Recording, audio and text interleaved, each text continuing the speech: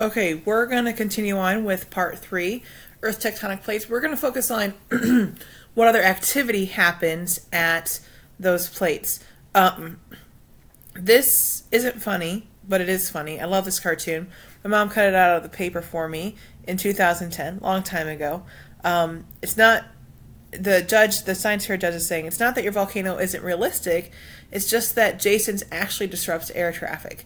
So it's actually a reference to something that was happening at that time, and we're going to talk about what it was as we talk about volcanoes and earthquakes at Earth's interior, or at Earth's tectonic plate boundaries.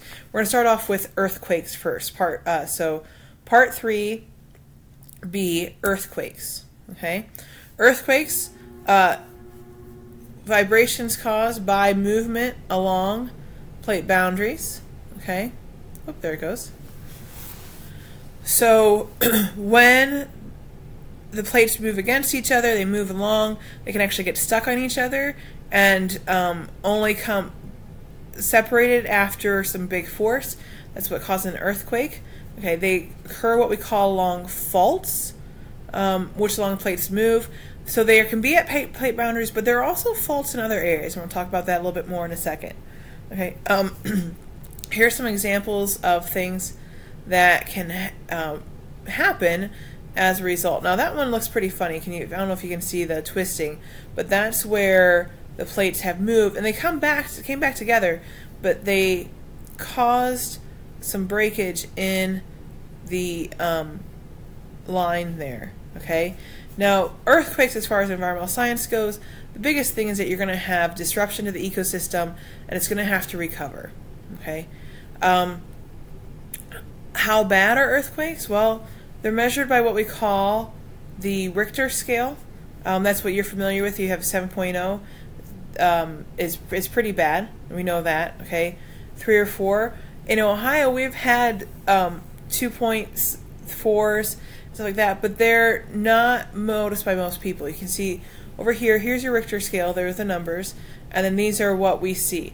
Now, I actually really like the modified Mercalli scale, which is over here on the right-hand side, which is basically, it's an approximation using your observations. So 7 point, we sort of know what that means, but modified Mercalli scale tells us really what's happening. Okay, there's a ground cracking, houses being disrupted, or or just is it just people waking up? Okay, just some rumbling not going on. This one I feel is a little bit more effective. Okay, so it's measured by the Richter scale. Okay. Majority of them take place on or near plate boundaries, but they don't have to.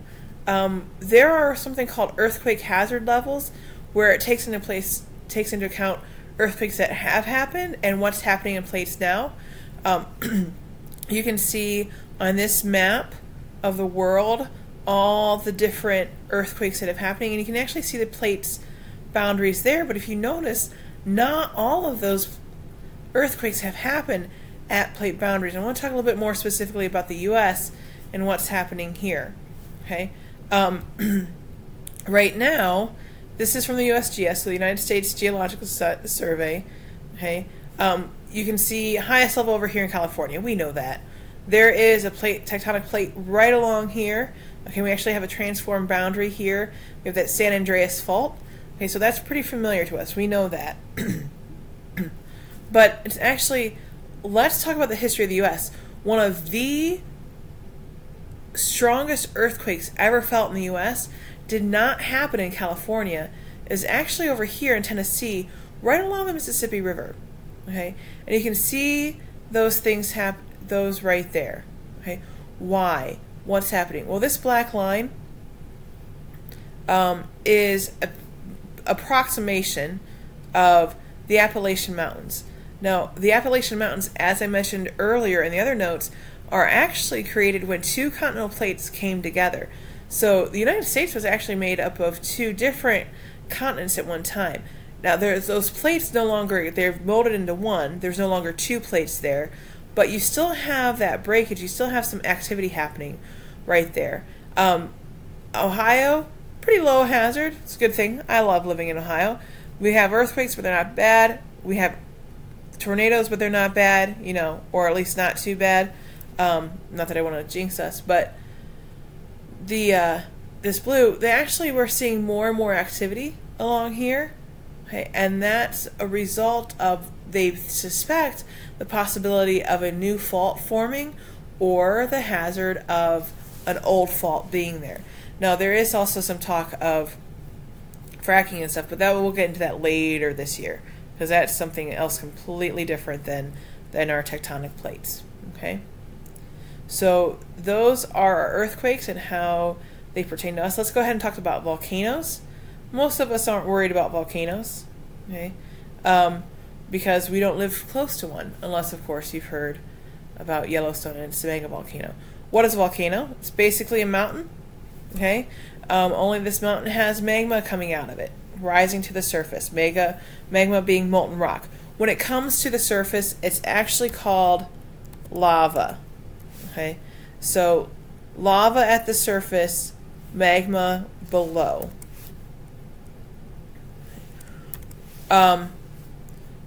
We see most of our volcanoes happening at plate boundaries. They can occur on land and sea.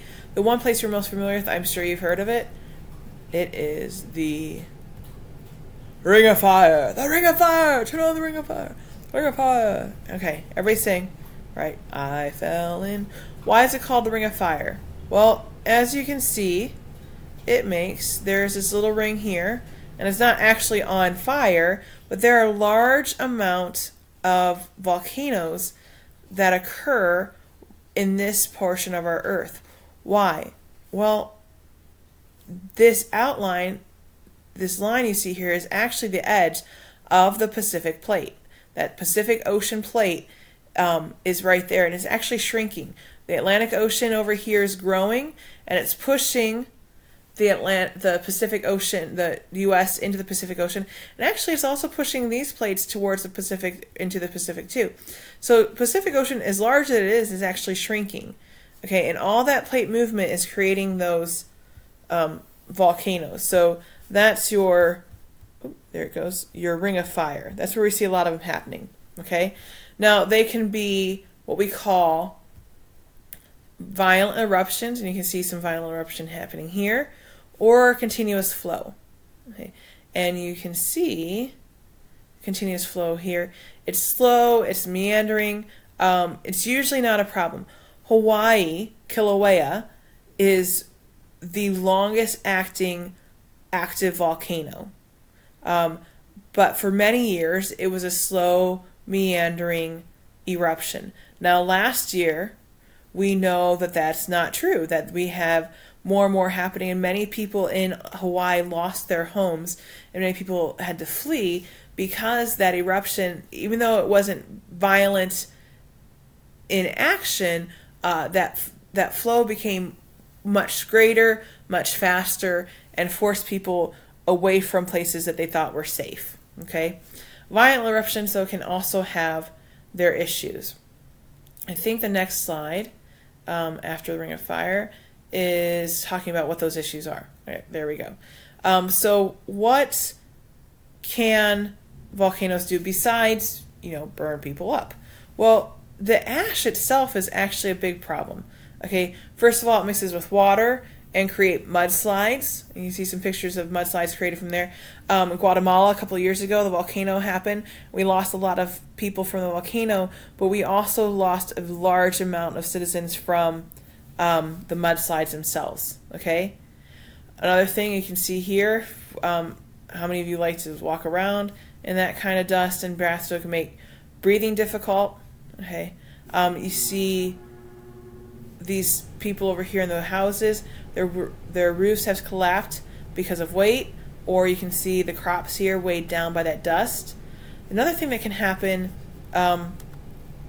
is that all that dust can actually block out the sunlight. Okay, so that's a daytime picture, but it's really not. And because it's blocking out the sunlight, it can have a big impact on the global temperatures. We saw in 2010, back to that video, or to that comic strip, we saw Eyjafjallajökull, one of the volcanoes in Iceland, since Iceland sits on active volcanic sites on that mid-Atlantic ridge, erupting. And in 2010, there was so much ash put into the air that it halted air traffic in Europe. All that dust traveled across the northern Atlantic Ocean into Europe, and planes were held for 2 weeks because they couldn't see to get out. So hundreds of flights canceled. Travel was extremely difficult into Europe and out of Europe. And actually, I got a chance to see. I stood at the base of this volcano, and I wish I had. I even have a magnet that says Eyjafjallajökull is so easy to pronounce, but I can't pronounce it because it's Icelandic. So it's not an easy language to learn. But this thing is happening now, just like these volcanoes in 2010. Our leading theory for the dinosaurs is the amount of volcanic eruption that happened in blocking out the sun and stopping food production for the volcanoes. And this is not the first, and we actually have evidence of this happening not just to dinosaurs but to us. One of your assignments is to read the article The Year Without the Summer, and that refers to Mount Tambora and what happened in 1815.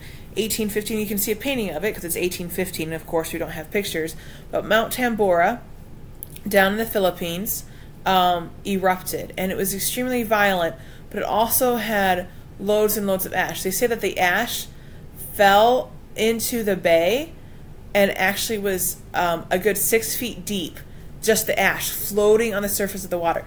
So it wasn't heavy, but there was definitely a lot of it, and all that went into the air. This is a picture of Mount Tambora today.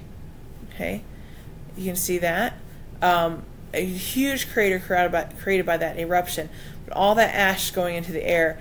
And what happened around the globe after that in 1816, because of this 1815 eruption. You're going to read about that in The Year Without a Summer. So I don't want to say anything, but the title sort of gives it away. Okay. I think that's it, guys. So we're going to stop here. And we'll come back and finish up your last part of Geosphere Notes in a moment.